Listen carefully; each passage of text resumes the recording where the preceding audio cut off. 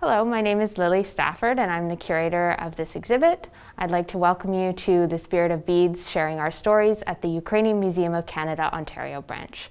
We acknowledge that the land we are meeting on is the traditional territory of many nations, including the Mississaugas of the Credit, the Anishinaabeg, the Chippewa, the Haudenosaunee, and the Wendat peoples, and is now home to many diverse First Nations, Inuit, and Métis people. We also acknowledge that Toronto is covered by Treaty 13 with the Mississaugas of the Credit. Hello, my name is Larry Frost and I'm the Executive Director of the Native Canadian Centre of Toronto. We are delighted to announce this partnership between the Native Canadian Centre of Toronto and Ukrainian Museum of Canada, Ontario branch. It has been our pleasure to work on the exhibit together and we are very excited to share it with you. Miigwech, thank you. Hello, my name is Daria Diakowski and I am the President of the Ukrainian Museum of Canada of the Ukrainian Women's Association of Canada, Ontario branch. The idea for this exhibit came during Ontario Ukrainian Heritage Day at St. Vladimir Institute when I was guiding a board member of the Native Canadian Centre of Toronto through the museum's current exhibition. When he commented on the similarity between the gift shop's girdane and Indigenous beadwork, an idea was born. We were inspired to call our exhibit The Spirit of Beads, Sharing Our Stories, when we learned that commercially produced beads were revered as gifts from the spirit world and often called spirit berries when they were first brought to North America. We decided to focus on beadwork and its significance, examining the similarities and differences in technique, motifs, and symbolism among the many types of traditional Indigenous and Ukrainian beadwork. This exhibit includes historic and contemporary beadwork and explores how the art has come to represent the complex identities of Ukrainians and Indigenous cultures in Canada. We discuss the history of the bead trade in North America and Ukraine, tracing the origin of beads from natural materials such as stones, shells, and bones to commercially manufactured beads. The exhibit includes a selection of clothing, necklaces, pendants, and earrings. We feature modern pieces of beadwork from contemporary artists alongside historical objects from our collection and from the Native Canadian Centre of Toronto in order to demonstrate how modern beadwork reinvents and expresses past and present understandings of cultural identity. We are very proud of the work that has gone into creating this exhibit and thankful for the opportunity to share our knowledge and learn from our neighbors. This is only the beginning of this long-lasting partnership of learning. We hope you enjoy it as much as we enjoyed putting it together. I'm delighted to have both Naomi and Maria here today, who are going to introduce and do a walkthrough of the exhibit. Thank you. So as you know, my name's Naomi. I'm Chippewas of Nawash. And my community, Ni-wiindamaagemin, is just south of Tobermory, just north of Wiarton, where Wiarton Willie's from. And we are Algonquian, and we consider this whole Great Lakes territory part of our traditional lands. And I'm Maria, and I'm Ukrainian by heritage, and I learned about the beading later on in life, but it just taking embroidery and into the beads, it just opened up a whole incredible world for me. So I'm very, very privileged, very happy to have been part of this whole exhibit. This is particularly nice where we actually see some of our Great Lakes material here with the floral beadwork on it. And Maria. And this is netting silanke with really fine beads. The fine beads that you have in your work here, we've got them strung, and that would have been done on horsehair. And this is done on horsehair? Yeah, it's done on horsehair, and it would have been stabilized on the red twill ribbon. Mm-hmm. That's definitely horsehair, and it's from a particular area, Zalishchike, which is the Ternopil Oblast now. Yeah, and as part of that narrative also talks about how we use horsehair and other animal hair in our Indigenous arts as well. So it's interesting to see that overlap. We're talking about The story of beads. Well, the story of beads, and with the story of beads, we've got the wound beads that are very, very, very precious. They came through by trade as well to Ukraine and very, very highly prized. And they were called pisani pachorki, which that means is bead was a dialect for pachorok is a term for bead, and they would say they're written. But if you really know, they're lampwork and they're works of art in glass, but to the people, to the ordinary person, it's just a beautiful thing, very highly prized, and it's amazing to have a whole string of them for one person. But oftentimes, if you could just get 1, 2, or 3, and then you would use them, you'd have some coral beads or other beads as spacers in between them, because this is So they're actually importing these from Italy. These are coming from Italy, and they're going over to Ukraine. Yeah, and it would have been mainly in the western part of Ukraine, the Carpathians, the Hutsuls. And you can see examples. Beautiful, each one yes. is completely different. And this one has the different styles of the lampwork beads all in one. And they just refer to them Venetian beads. And who doesn't love the millefiore? And the millefiore, beautiful, yeah, aren't it's they? beautiful. Little works of art, those particular the beads. 1,000 flowers in glass. So it's not hard to see how beads captivated the Indigenous people of Canada as well. Actually, our Anishinaabeg word, Manidoominis, means little spirit. So we actually had a strong connection to these glass beads. And we, before they came over from Europe, we had no idea that these beautiful things had even existed. So of course, when they came over, we got onto them quite quickly. And this early piece here, from about 1840, shows you how we were actually starting to master the use of these seed beads. This is quite fabulous, Maria. This piece, this is a reproduction now, today, of a lamko krivulka, which is a wide collar. And I'd like to draw your attention to an honest-to-goodness original one that a young girl would have made. Wow. This one I had the privilege of doing little restorations, a little bit of wear and tear on this one, and that's where I saw how it's constructed. So you have the choker is like a right angle weave, and it's done separately. And then you have where the roms are, vertical netting, and then you add rows of horizontal lines, and that's called the zigzag, and then you finish them off with the big beads. So these would be the traditional, this is traditional, authentic, done by a young girl, and we know that it was done before 1939, because then she was taken as forced labor. So from her photos here.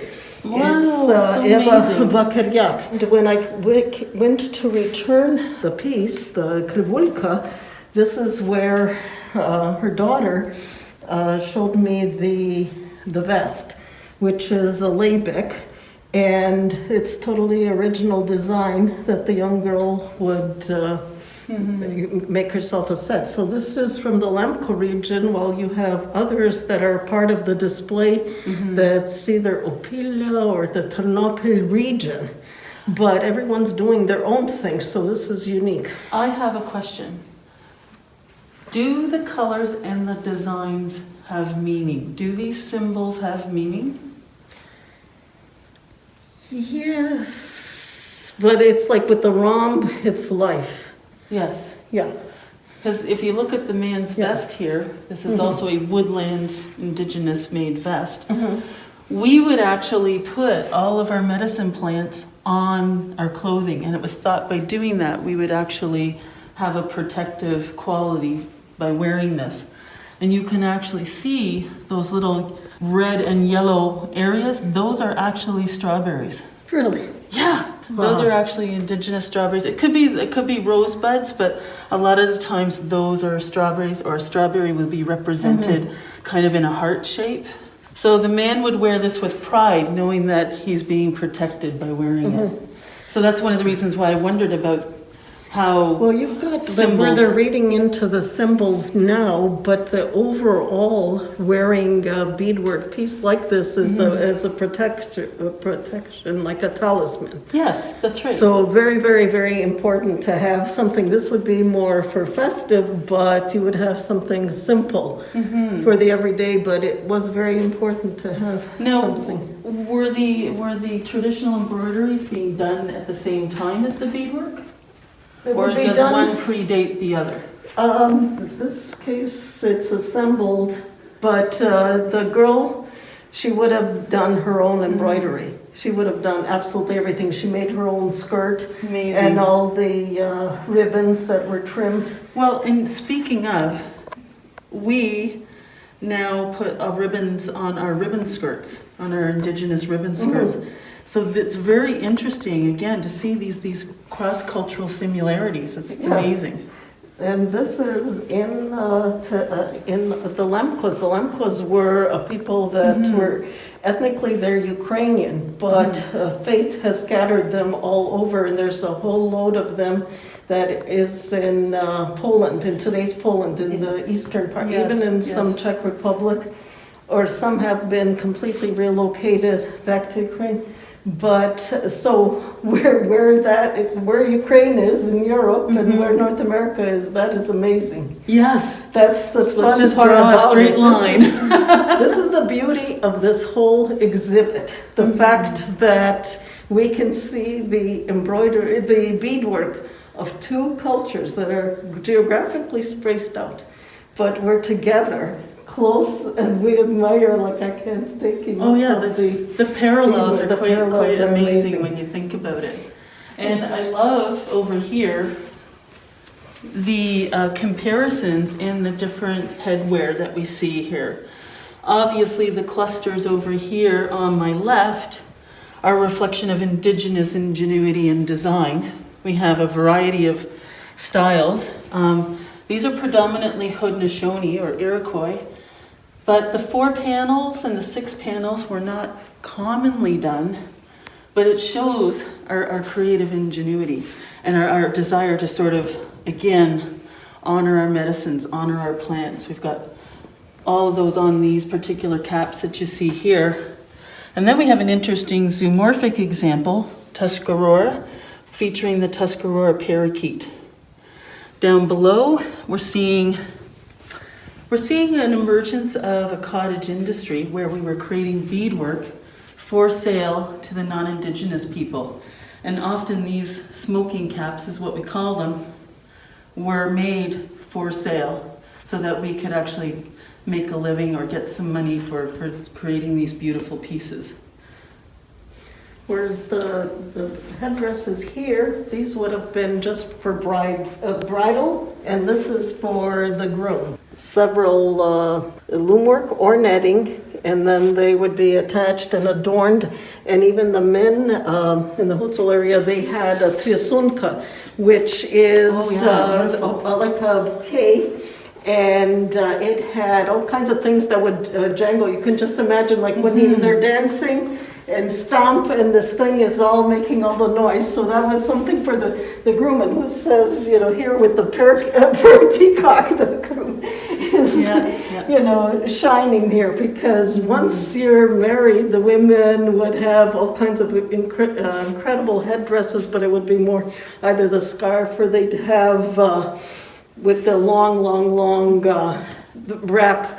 But for bridal, in certain area, this is not everywhere, but in Bukovina, definitely, as well as in Ternopil area, they had these bridal headdresses. At first glance, Maria, it doesn't even look like these are loomed, but at closer inspection, no, you can these see. are netting. This is netting. Oh, this is netting. Is that netting or loom? That's loom. Oh, okay. Oh, yeah, that's right. That is netting. Those dimensional flowers on this piece right here are fascinating. Yeah, that is from Bukovina. And I've been to the museum there, and they have the showcase from ceiling to floor with all kinds of headdresses and all kinds of floral embroideries. And they're the ones that actually, that's a nice segue into those shirts that sorochka that we see here. Those are floral embroidery, but I must say, like, that comes a little bit from Romania, they're neighbors. So it used to be geographic. Stuff those? Is that how they get them? Yeah, I Puffy imagine like that they would be stuffed. Some kind of filling in there? That would be heavy. Yeah. And then coin along the bottom edge, you know, for good luck or what. Well, you know, you want to have a successful life, right? Oh, Yeah, so. Just wanted to point out one thing before we get to this showcase, that we've got the typology of the Ukrainian folk adornments from beads. So we've got for the head, and this is where the hats come in. Yes. We've got for the neckwear, like more like a choker type of thing. We've got the adornments for the chest, which is kind of what I'm wearing, the girdane, and we've got around the waist. So this, there was one book, Olena Fedorchuk, that published a book all about the beading, and that's kind of the reference book that everyone is using. So I worked with Olena, and I was translating the different words, so it's Yes. Ukrainian and English. Even with our indigenous languages, you can't necessarily translate directly. Like, for example, because languages evolve, eventually we had to come up with a word for telephone. Prior to that, there would have been no way to describe that. And oftentimes our languages are structured in such a way that there isn't just one word to describe something, but a multiple set of words to describe something.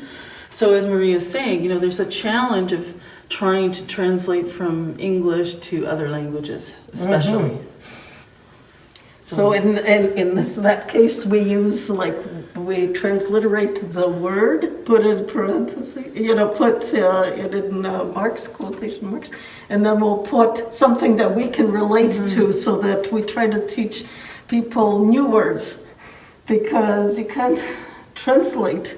So some here other we have a things. showcase So devoted this entirely now to... goes to, now it goes, like, we've got the chest ones, the hrudni, and these are all done with the loom work. And I'd like to point out that there was no such thing as beadwork patterns. They went and they looked at the embroidery patterns, and each region had their own particular set, and they matched up the colors of the beads to the embroidery, and at first they were all solid, and then later on, this is already a taking it, you know, stylized with the silver lined and with these motifs suspended. So this is a later one. So you're showing, what you're telling me is there's also an evolution in the art form? There's an evolution in the art form, where it started all with the embroidery and then embroidered motifs. But the two are honest to goodness works of art, artists' works of art, where she created the Tropilian spring. So she's using the Tropilian motifs and adapting it to this chart, and she introduced the green.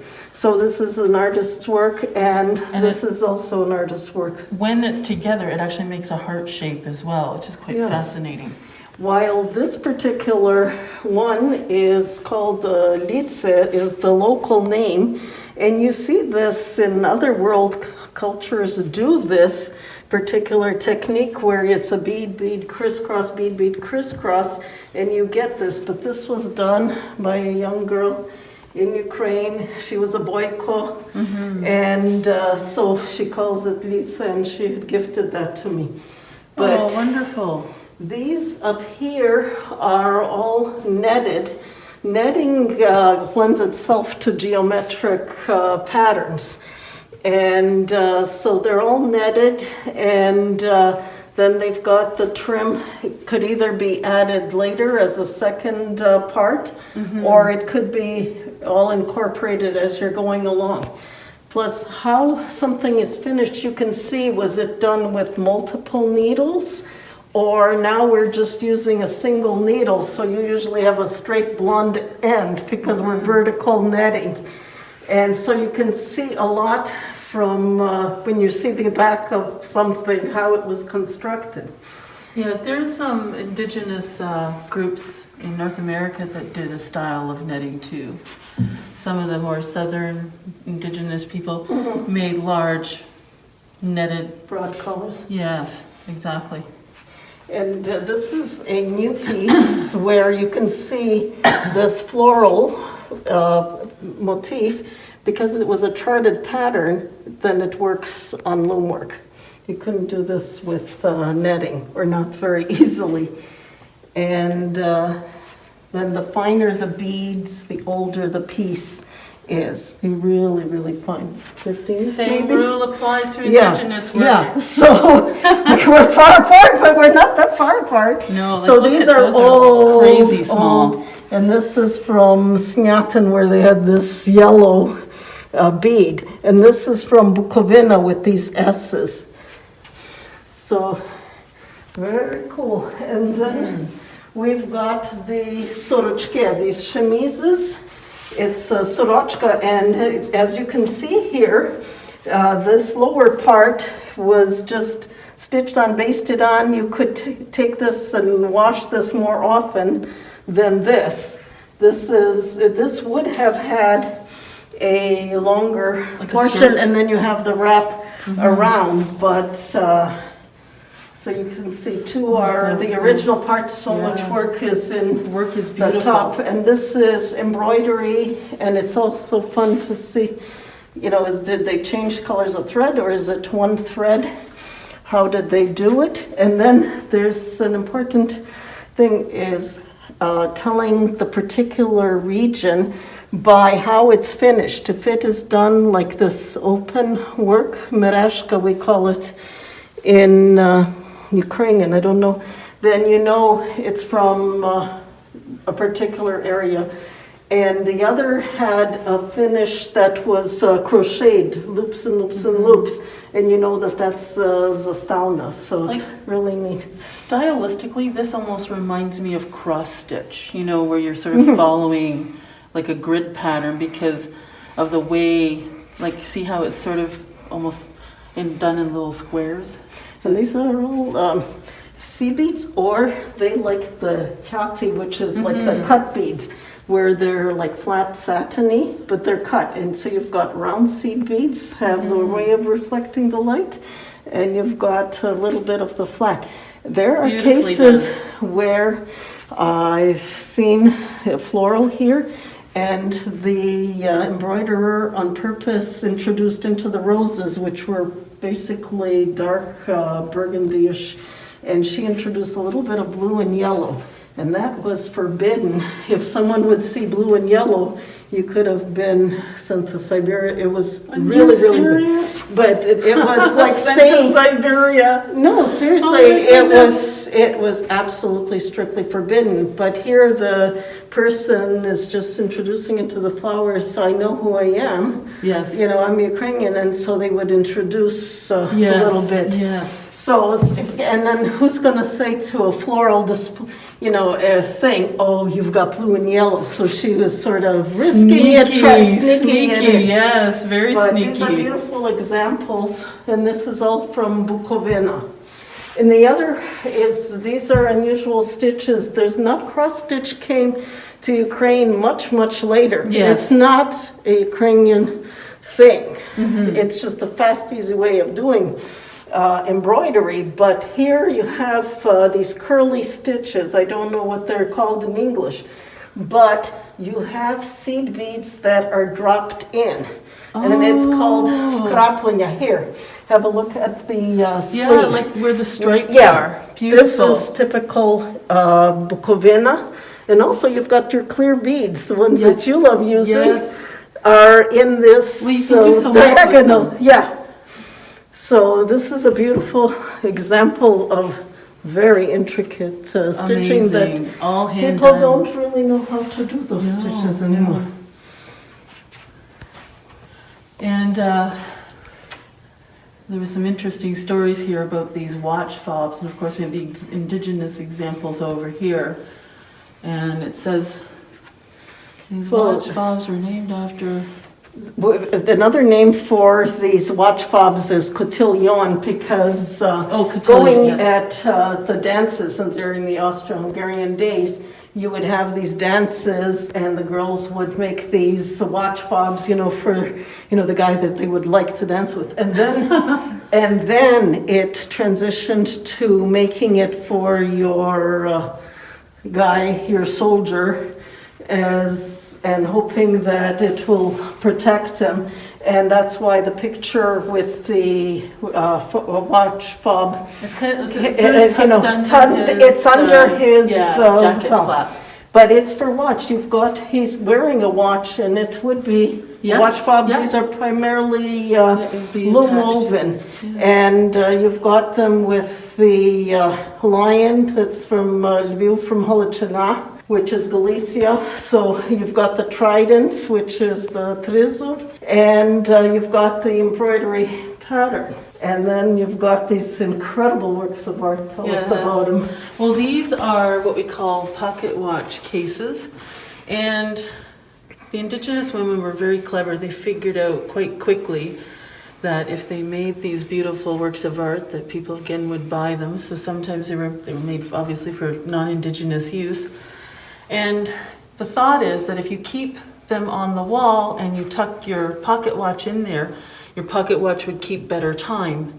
Apparently if you lay them flat, they lose time. So this is one way where you have a decorative way of displaying your watch, and because of the opening, you're also able to see what time it is and your watch doesn't lose time. And so this is a very early example. This is like 1840s, 1850s.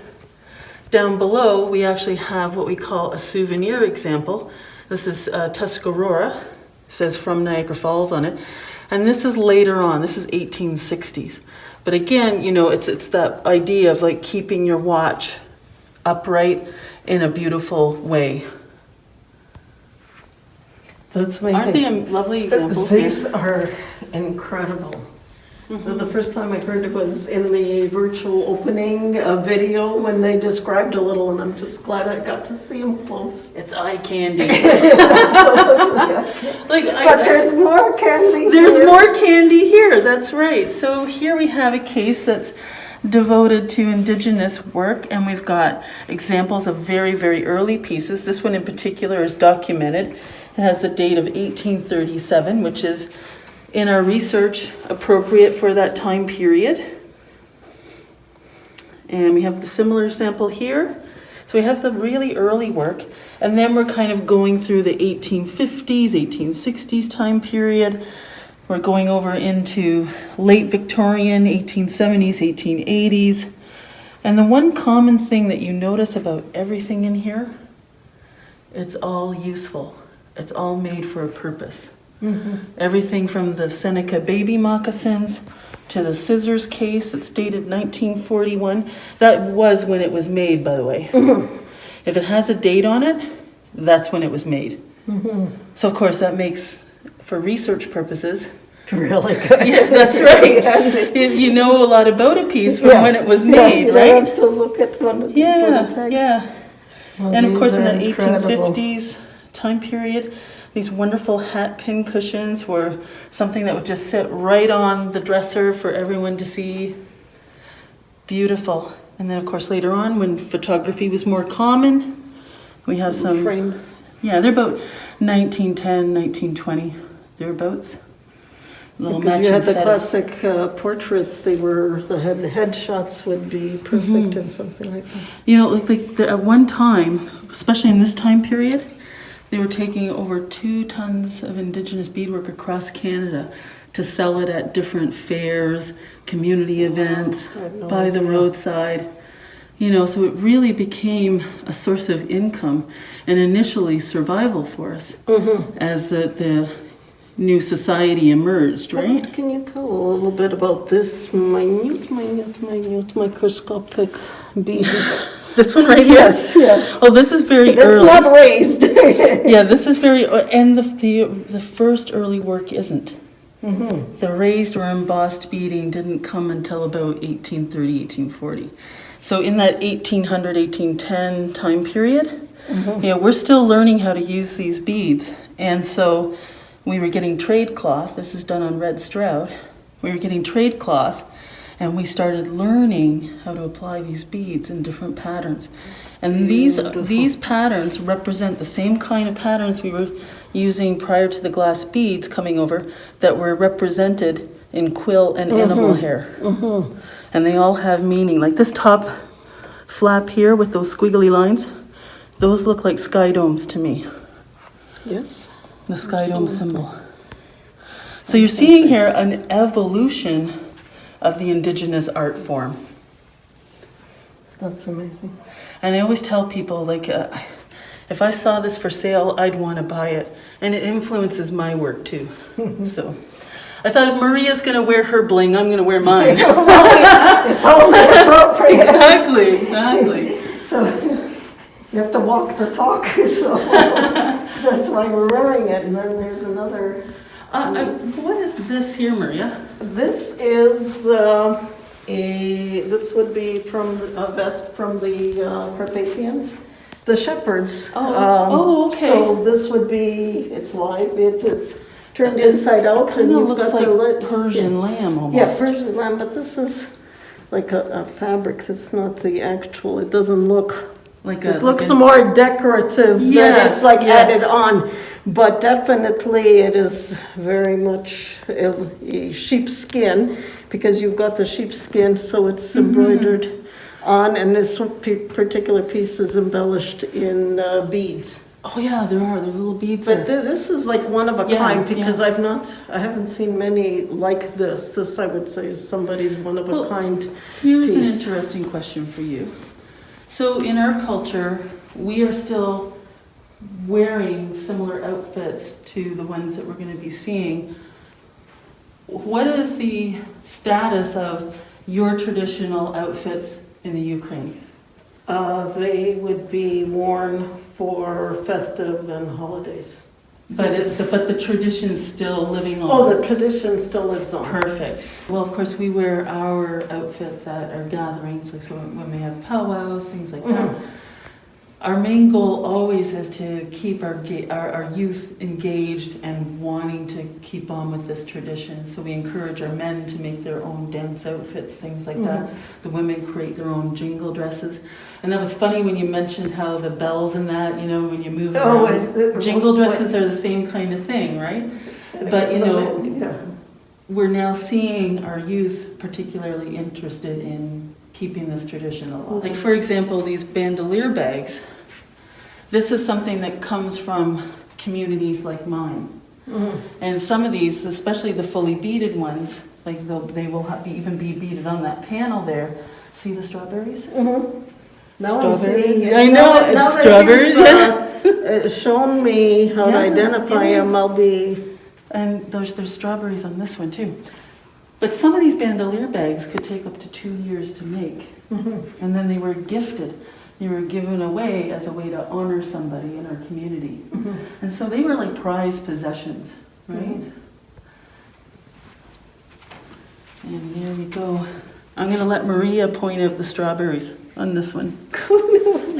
I know where they're here. Well, they're the little berries. That's right. Yeah. Kind of obvious, isn't it? Even red. Yeah. So like I said, these were gifts of honor. And so every time I see them, it's like, I so badly want to make one. I don't know if I'll ever have the time, but it's going to be one way where I honor that history from my community, from Ni-wiindamaagemin. What I'd like to point out is coral. You mentioned that earlier. Coral, this is like very, very, very highly prized. The more strings you have, it was showing off your wealth. But to get for these corals, you could even, it cost a cow and stuff like that. We don't understand it in today's day, but it was very, very expensive. And some of the photos, when you look, yes. there are so many strings of the corals. Yes. And then they'll also wear it with the selanka, with the netted chokers. Wow. And they'll throw in between that, on top you'll see the Venetian beads, a string. And Love they'll have it. with the sgarda, that's in the next showcase. I would totally But, do that. you know, and maybe some with the coins, and the coins would be like who was reigning at the time. You've got Maria Yes, Teresa, yes. and then you have Franz Josef.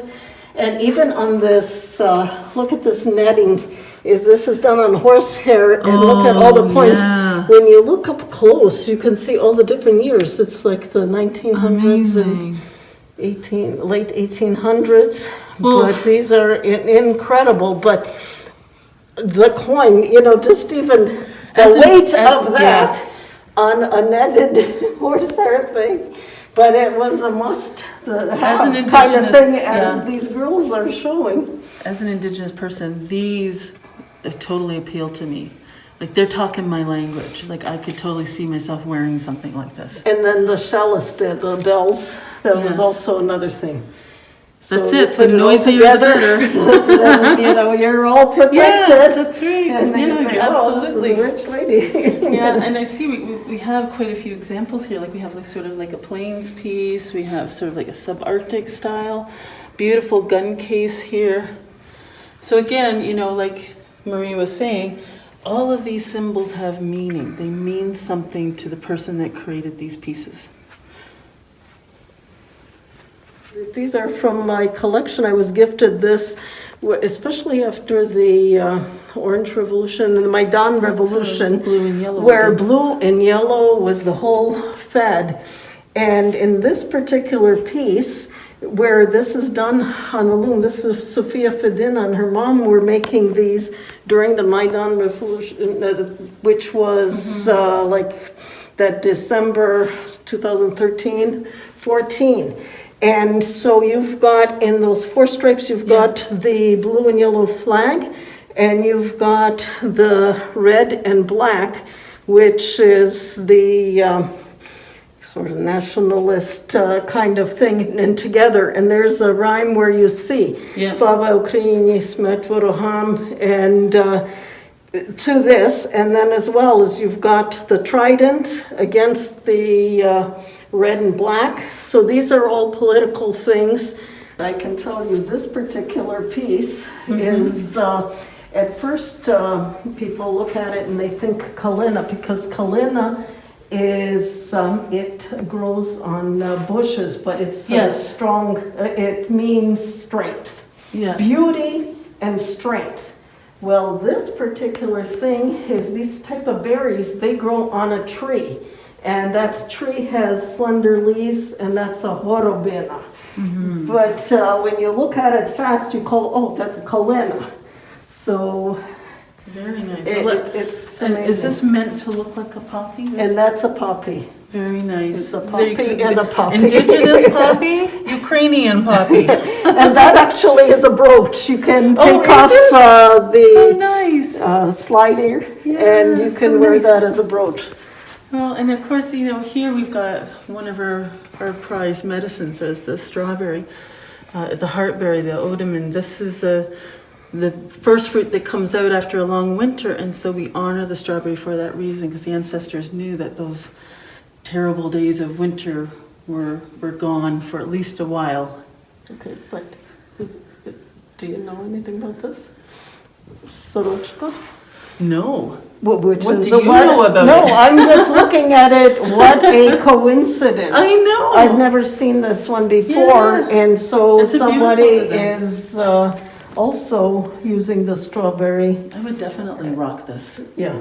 We'll have to watch so this doesn't leave the museum, but this is definitely, it goes with the strawberries and the It medicine absolutely and the does. So belief. it's interesting how we have the two cultures recognizing the beauty, at least, or the importance of these indigenous fruits and plants that we have in whatever region we're coming from.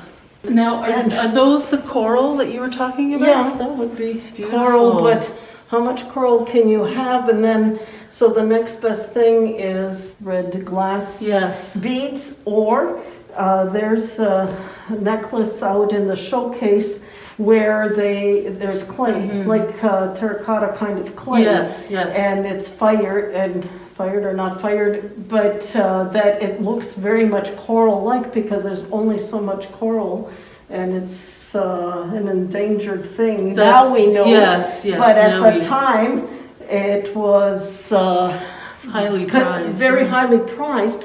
And the other interesting thing is, so when you're young, you get a fresh new necklace. It's nice and bright.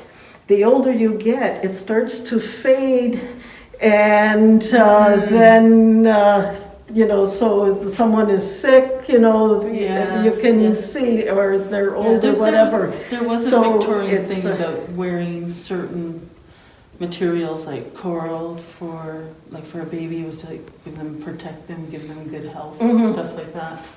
Speaking of protection, we've got the zgade, where you've got these hutsal crosses, and That looks like a zgade serious piece. Yes. comes from a Moldavian word I was reading, but it's guard, to protect. And the hutsal craftspeople were very good at creating. There's different styles, and they come in different sizes. And actually, the ones that are on the bottom are ones that I brought from Ukraine, where what's interesting, these are reproductions. But what's interesting, so it's like guarding the person, but it's taken on a new meaning, and it's patriotic and unity, and a fundraiser where before you'd only see this in a museum. There's no way that you would have them, but here I was able to purchase one that was reproduced by a craftsperson for a fee, and that went for the army. Yes. Freedom fighters. So it's taken on more meaning, and then you can see where it's in the style. There's components that kind of mirror that particular style, so you can have a whole set big, and then because more is more better. Yeah. Well, and for me, from an Indigenous perspective, of course, when we were given trade silver and things like that, like often what would be interpreted as a cross symbol was also like a 4 directions for us, unless we converted to Christianity, which a lot of Indigenous people did. But you can see how there's a different way of appreciating these objects that you see. So this one here is my pride and joy. This is a Woodlands Octopus Bag. It actually has 8 legs. That's wonderful. There are 8 legs there. Yeah. And these were, again, made to just be worn when you go out. They were quite popular back in the 1850s. This form is also one that has traveled from the east all the way to the west. So there's various groups across North America that make some form of octopus bag, all with their own different symbolism and everything like that. And then over here we have something that's more of a ceremonial purpose. This is a pipe bag, so this would hold the pipe keeper's pipe parts. You could put medicines in it as well. Probably around 1860, 1870. I know I started beading when I was 7. And then when I was 9, I started sewing. But beading was the thing I did first. So see, and I started from embroidery. Embroidery, There you go. Everything, even the wedding dress and all, is all embroidered. But my eyesight was going, and that's where I found that I get the same satisfaction, the creation of the patterns, as I do with the embroidery. So, is all of the pieces that represented here your work, Maria? These are all mine. Oh, beautiful. Oh, mine, which I'd just like to point out, this particular one is using the brand new hexagon beads. Oh, yeah. Where they have 2 channels. Yes. And so I call them honeycombs, but yeah, honeycombs.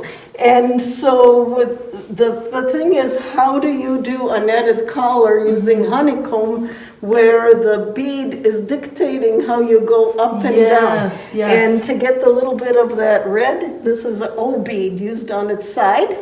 And so you have a little bit of O here, and then an O bead on the white. Oh my honeycomb. goodness, you've got And O so beads I've in there got- too. yeah. That's crazy. And then what else? The daggers. This is gorgeous with the daggers. Oh, and you've got melons in there too. And what's interesting, this and this is the same pattern, just the scale of beads. And then, so this is what happens when you use a size 8.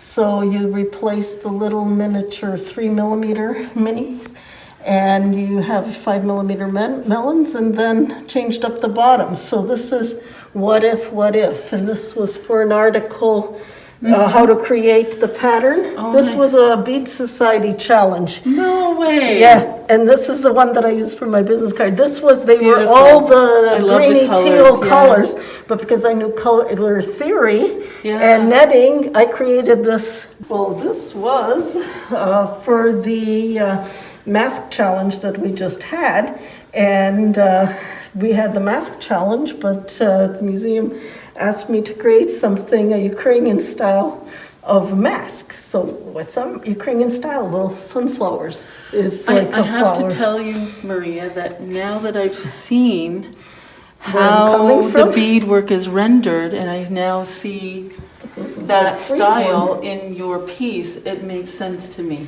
That and the kosmach, the style Yes. is like from the Hutsuls, like there's a particular area and they use these colors, the bright, Yes. happy colors.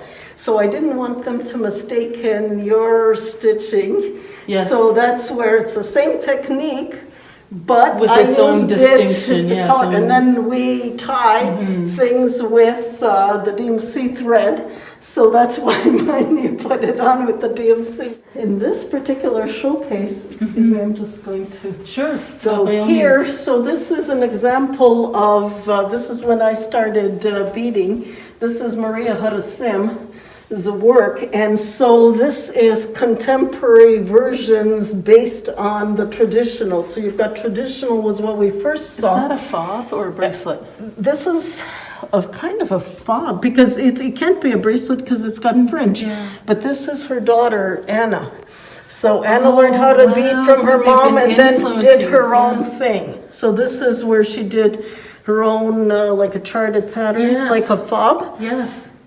Very But, nice. so she would have worn like a brooch, I would believe.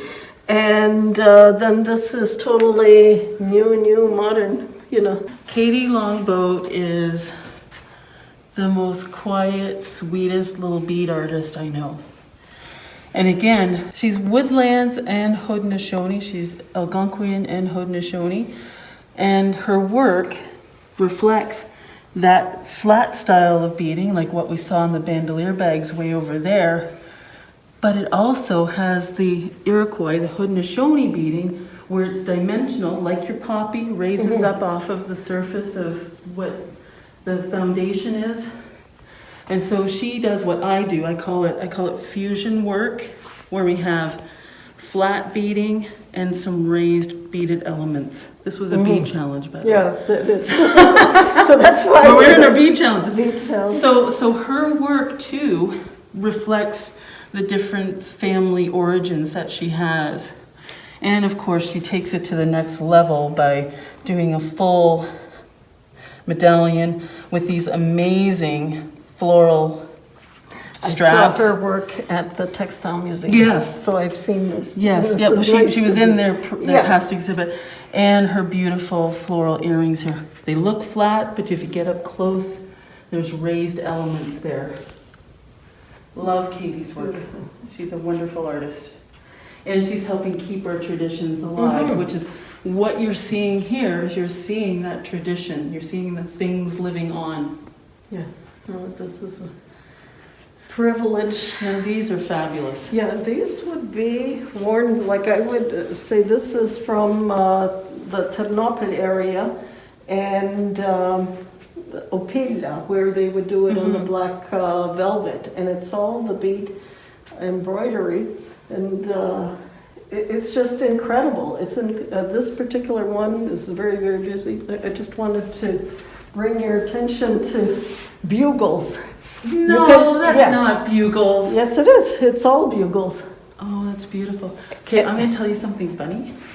I have actually seen pieces like this on auction sites under the label of Indigenous as being Native American. How funny is that? Yeah.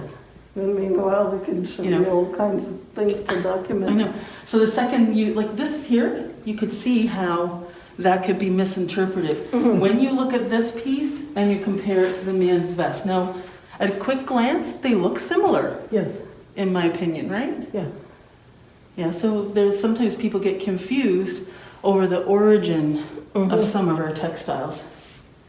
Now, in the center of this container, beautiful wooden box, we have some Indigenous examples right here, nestled in amongst these beautiful Ukrainian examples. Well, this particular box, this would be like our hope chest. Yes. Yeah. Yes. Type of thing, and you could see that the signs, and there's a lot of meaning in this, absolutely. The solar kind of symbols. There's a lot. So our pieces really are married here. It's wonderful to see the example of the antique seed beads, the different types of beads. Like some of these are over 100 years old. I think those are actually Charlottes from about turn of the century. Yeah. Catch the light. And you can see in some of the work they've actually used Charlottes too if you look really closely. Or what about those silver guys? These are steel cut from France. Wow. So some of these are Venetian and some of these are Czech, like the ones with the little stereotypical Indian wearing the large feather headdress. These are from Czechoslovakia. Really? They customized their labeling. It's all about marketing, that. My. And even in that turn of the century time period, Walco was one of the big companies down in New York. And then here we've got a beautiful Indigenous example of a thimble case. So it's adorable too. It kind of just goes on with, the material that you're seeing here. And even these beautiful reproduction English cuts. Also from Czechoslovakia. Czech Republic's what it's called now, but very old beads in here too. And that's how, of course, they were originally packaged, was in the glass tubes. That's incredible. Yeah. So this has been an amazing experience that we finally got the chance to exhibit these pieces side by side. A little up close and personal. And thank you very much.